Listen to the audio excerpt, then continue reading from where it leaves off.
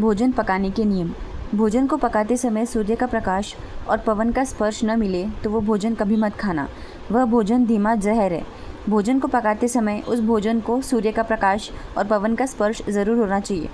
भोजन को पकाते समय अधिक से अधिक प्रमाण वायु ऑक्सीजन भोजन द्वारा शोषित हो, जिससे वह भोजन आपके शरीर के लिए बहुत ही लाभदायक सिद्ध होगा।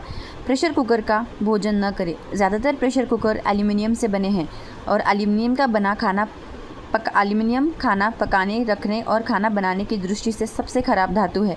एल्यूमिनियम के बर्तन का खाना बार बार खाने से diabetes, arthritis, bronchitis, TB, asthma आदि इस तरह की 48 बीमारियां हो सकती है, ऐसा वैज्ञानिक लोग कहते हैं। विज्ञान के अनुसार प्रेशर कुकर खाने को पकाने के लिए उस पर अतिरिक्त दबाव डालता है। प्रेशर कुकर में भोजन के सिर्फ 3% माइक्रोन्यूट्रिएंट्स बचते हैं। मॉलिक्यूल्स टूट जाते हैं, पकते नहीं हैं। एल्यूमिनियम के बर्तन का खाना खाने से शरीर का प्रतिकारक क्षमता कम होती है। 100-125 साल पहले एल्यूमिनियम भारत में आया है। दोस्तों, ये जानकारी हमने राजीव दीक्षित जी की बुक से ली है, स्वयं रोगी चिकित्सक। एल्यूमिनियम भारी तत्व है जो शरीर में इकट्ठा होता रहता है। एक्सक्रीटा सिस्टम, जो जहर को बाहर निकालने का तंत्र है, वह एल्यूमिनियम को कभी भी बाहर नहीं निकाल पाता और बाद में दमा, अस्थमा, ट्यूबरक्लोसिस जैसी गंभीर बीमारियों का कारण बनता है। आधुनिक चिकित्सा विज्ञान में एल्यूमिनियम वर्जित है। कैंसर तक बीमारियां प्रेशर कुकर से होती है। किडनी फेल होने के कारण एल्यूमिनियम के बर्तन भी है। एल्यूमिनियम जहाज़, मिसाइल, यान बनाने के लिए बहुत अच्छी धातु है क्योंकि इसमें दबाव को बर्दाश्त करने की सबसे ज़्यादा क्षमता होती है। स्टेनलेस बनाने के लिए निकिल और क्रोमियम 2 केमिकल इस्तेमाल होते हैं, जो भी बहुत भारी धातुएं होती है। चांदी के बर्तन सबसे अच्छे होते हैं। शरीर की ऐसी व्यवस्था है जिसमें हल्की धातुएं शरीर से बाहर निकल जाती है और भारी धातुएं शरीर के बाहर नहीं निकल पाती, अर्थात शरीर में ही जमा होती रहती है। अतः एल्यूमिनियम भारी धातु है जो शरीर में जमा होती रहती है, शरीर से बाहर नहीं निकलती है। इसी प्रकार की केमिकल आर्सेनिक, पारा, लेड आदि। रेफ्रिजरेटर की कोई भी चीज़ न खाना न पीना, क्योंकि रेफ्रिजरेटर ऐसी 12 गैसों का इस्तेमाल प्रकृति नियमों के विरुद्ध तापमान कम करने में करता है, जिनको वैज्ञानिक भी भाषा में CFC कहते हैं। क्लोरोफ्लोरोकार्बन, जिसमें क्लोरीन भी है, फ्लोरीन भी है और कार्बन डाइऑक्साइड भी है।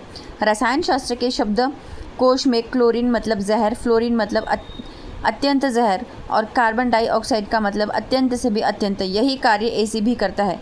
रेफ्रिजरेटर ये तीनों गैस लगातार छोड़ता है और AC भी कुल 12 गैस छोड़ता है, इसलिए इसमें रखी हुई एक वस्तु इन्हीं गैसों से प्रभाव रखती है। ये गैस में इतनी तीव्रता होती है कि स्टील के बर्तनों में भी ऐसी निकल जाती है। फ्रिज में रखी हुई कोई भी वस्तु यदि आप खा रहे हैं तो धीमा जहर बना रहे। रेफ्रिजरेटर का आविष्कार ठंडे देशों में प्रयोग के लिए हुआ था। माइक्रोवेव ओवन का भी कभी कुछ नहीं खाना। माइक्रोवेव ओवन, जब आप कोई चीज़ रखते हैं गर्म करने के लिए, उस वस्तु का एक ही हिस्सा गर्म होता है। कोई भी वस्तु सभी तरफ से बराबर गर्म होनी चाहिए। माइक्रोवेव ओवन भी ठंडे देशों के लिए है। ग्लोबल वार्मिंग को कम करने के लिए सभी को फ्रिज का इस्तेमाल कम या बंद करना पड़ेगा। आपका नमक कैसा हो? आयोडीन नमक कभी ना खाए। नमक हमेशा सेंधा या काला खाए। हाई BP और लो BP दोनों में नमक औषधि है। जिनका ब्लड प्रेशर ऊंचा है उन्हें समुद्र स्नान करना चाहिए। यह स्नान करते समय पानी में समुद्री नमक या सेंधा नमक मिला दे। कम से कम 15-20 दिन तक साबुन न लगाए। जिनका ब्लड प्रेशर लो है उन्हें सेंधा नमक पानी में मिलाकर पीना चाहिए। आयोडीन नमक नपुंसकता लाता है। भारत को छोड़कर दुनिया के सभी देशों में आयोडीन नमक बंद है। आयोडीन नमक से कंपल्सन, अनिवार्यता हट गया है, इसलिए आप सेंधा नमक या काला नमक खा सकते हैं। आयोडीन नमक खाने से डेनमार्क के बच्चे पैदा नहीं होते। वहाँ ज़्यादा बच्चे पैदा करने पर सरकार द्वारा इनाम मिलता है। भारत में जनसंख्या कम करने की ज़रूरत नहीं है। ज़रूरत है संसाधनों का सही बंटवारा करने की। सेंधा नमक सबसे ज़्यादा विष को कम करता है। काला नमक भी विष को कम करता है। भोजन पकाते समय सेंधा नमक का ही प्रयोग करें। सेंधा नमक डाला हुआ खाना खाने के बाद दूध का सेवन किया जा सकता है। हल्दी भी सामान्य से थोड़ी सी मात्रा में डालना चाहिए, जिससे जहर थोड़ा और कम हो जाएगा। सबसे ज़्यादा सोडियम सेंधा नमक और काले नमक से मिलता है। सोडियम की थोड़ी कमी लकवे के कारण हो सकती है। सोडियम की कमी से आवाज़ भी जा सकती है।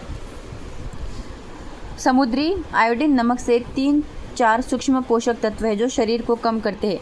सेंधा नमक में 94 सूक्ष्म पोषक तत्व है जो शरीर को कम करते हैं, जो शरीर के काम आते हैं।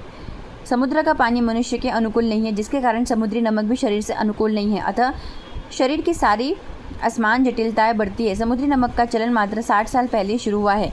दैनिक आहार में शरीर की आवश्यक आयोडीन की मांग की पूर्ति की जाती है, अर्थात अतिरिक्त आयोडीन की आवश्यकता शरीर को नहीं पड़ती है, क्योंकि आयोडीन की मांग शरीर में अधिक होने की स्थिति में नपुंसकता बढ़ाती है।